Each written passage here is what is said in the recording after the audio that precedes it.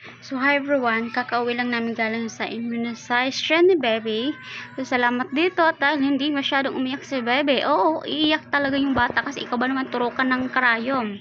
So, ayan na nga. Pero, mabilis lang naman tuwahan. So, salamat dito.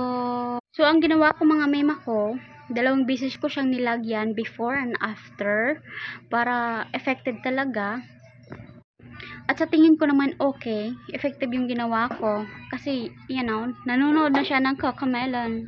Dyan mga mima ko, he did a good job today. So, bigyan natin siya ng reward! Food pacifier. Ayun niya ng saging. Subukan natin.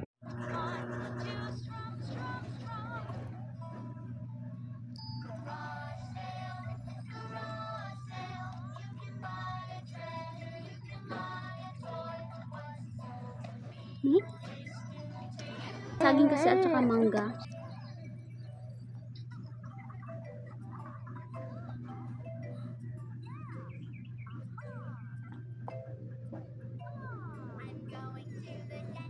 I'm going to the dentist. What will happen there? What have you? What will I do?